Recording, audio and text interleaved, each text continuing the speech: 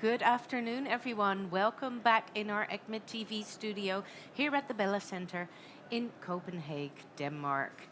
We are at the 33rd ECCMID, and I have yet another guest in my studio. There were supposed to be two guests because, as our faithful viewers will know, yesterday we invited two of the Young Investigator Awardees. And today we were going to invite the other two recipients of the Young Investigators Award for Excellence in Clinical Microbiology and Infectious Diseases. Unfortunately, one of them fell ill.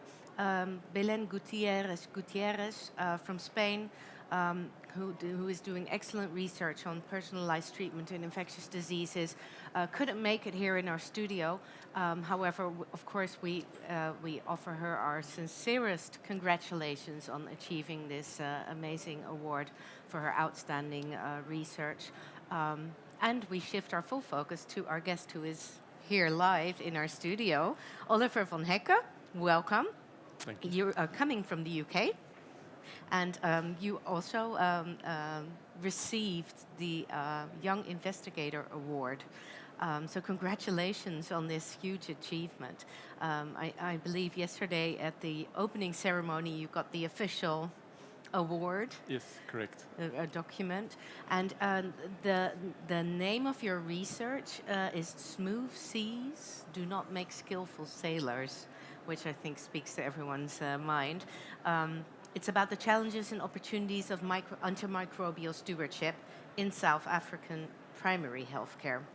Now, would you call that smooth seas? Yeah, so I think the smooth seas analogy is based on sort of an African proverb, which means essentially it's kind of the hard knocks in life that make one more resilient, come up with new ideas, opportunities. And what we found in this project was that despite all the difficulties that primary care in particular has in resource-poor settings, is that you come up with new ideas, and then this is what this project is all about. And the idea is to actually bring partnerships from sort of pharmacists and prescribers working together to actually come up with better ideas on how to optimize antibiotic prescribing. Could you just tell us a little bit more about the status, the situation in South Africa in primary healthcare? Yeah, so it's very, very different to sort of high-income countries where we have the luxury here, for example, of electronic medical records. We have, electricity that works. So in other parts, it's as basic as that. Yeah. Yeah, it is as basic as that, and the fact is that, in those settings in particular, there are a lot of sort of power cuts. The records are paper-based. There's also a high staff turnover as well, so a lot of burnout, for example, which makes things, if you want to do research in those types of settings, incredibly difficult, but also so important because primary care is often sort of neglected. When we know that sort of, 80% of all antibiotics in human medicine is actually in the community, where we live, not necessarily in hospitals. Yeah, and the primary healthcare in South Africa, isn't it also really different in which neighborhood you are operating your practice? Absolutely, and we know there's huge obviously inequality as well, and so the project in particular is focusing on socioeconomic deprived populations in two suburbs around the Cape Metro region. Yeah. And that was our intention, rather than working in affluent areas where people are very similar to here. Yeah. Yeah, because those areas resemble our situation more, Absolutely. probably. Yeah. So what is the antimicrobial management like in these deprived areas? I think I guess we need to recognize that clinicians, so both nurse prescribers and doctors, actually work under incredibly stressful conditions, and so me commenting here on a nice seat saying you should do better. It feels somewhat awkward. Yeah. It's a bit awkward. Yeah. And I think the work that we did initially was to explore why that is the case. And so the previous work that we did was around trying to describe, I guess, why prescribers are prescribing antibiotics when they probably shouldn't. And we term this sort of what we call the social determinants of health. Mm-hmm. So a good example would be, for example, that an elderly grandmother has traveled, let's say, 10 kilometers. She's paid out, for example, her, weekly wage to come and see you. And now you say to her and say, actually, you don't need antibiotics, but should you, not feel well, come back. Yeah. And so doctors and nurses actually take that into consideration and say, actually, I'm going to give you something because the chances of you coming back are quite slim. Yeah. And that's important that we take those sort of social determinants of health into consideration when you're actually designing sort of future interventions. Yeah. So did you create a model or taking these kinds of decision making into account? That is actually the next stage. That's the yeah, next so step. that Okay. is the next stage where we're actually going to look at the context in particular. Yeah. Because the idea is to follow up from this project on is to see how you could actually use diagnostics to help the prescribers actually optimize their prescribing. Yeah. And the main objective or outcome for the future would be less antimicrobial prescriptions. Yeah, and it's about sort of it's not necessarily less antibiotics, because often people tend to sort of present late, but you also want to pick out the patients that really would benefit from an antibiotic. Yeah. And that's why I like to use the term sort of optimize rather than simply reduce, because we do know that in these populations there are sick people, and we don't want to miss those cases. Yeah. And is there also like a focus towards more education of the general public or population regarding antimicrobial use? Yeah, and it's a difficult one because of health literacy, and there's also traditional medicine as well. Yeah. And people have their sort of thoughts about different medicines that might work and how you actually incorporate that, which we have here the luxury, for example, of having national campaigns, television, where it's not as standard in those settings. But yes, having sort of those awareness campaigns would be useful, but then tailor that to the population. Yeah. Because rather, I mean, in the high-income countries, there's also a lot of prejudice among the general population about the necessity for antimicrobials or not.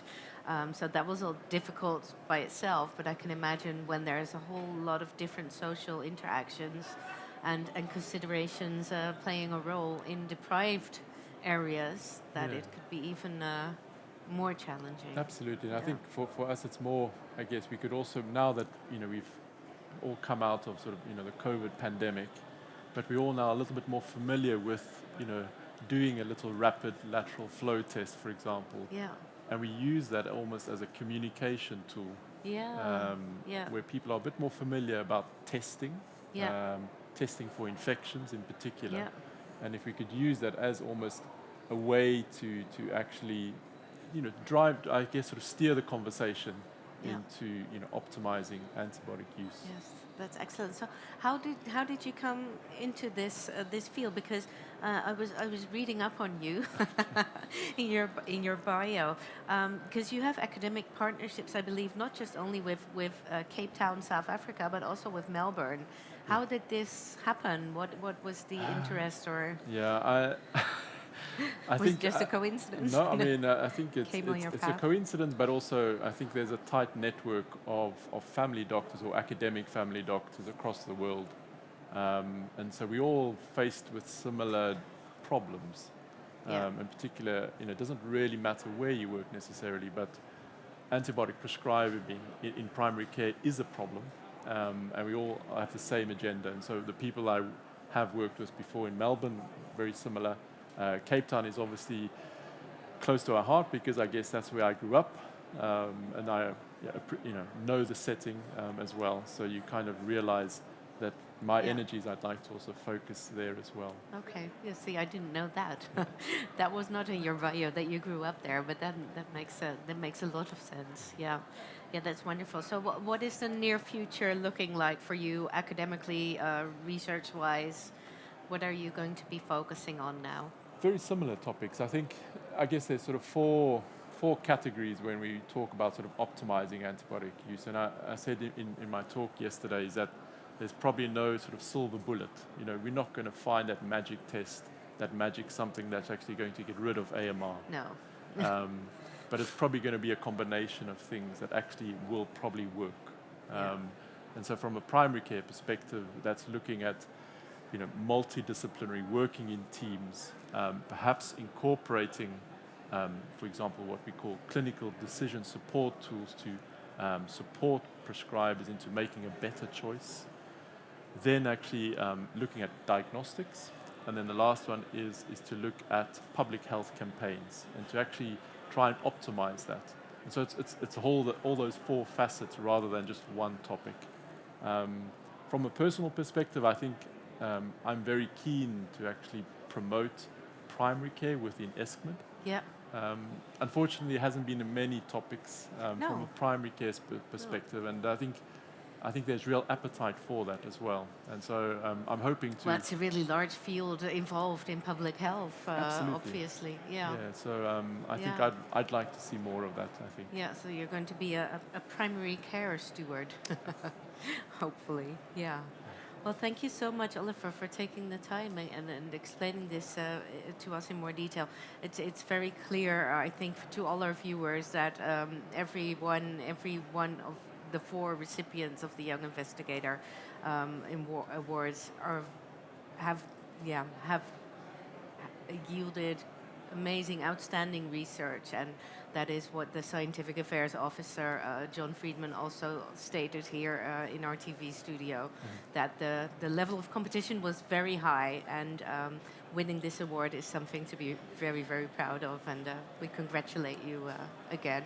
Thank you for coming here and taking the time. Thank you very much, Judith.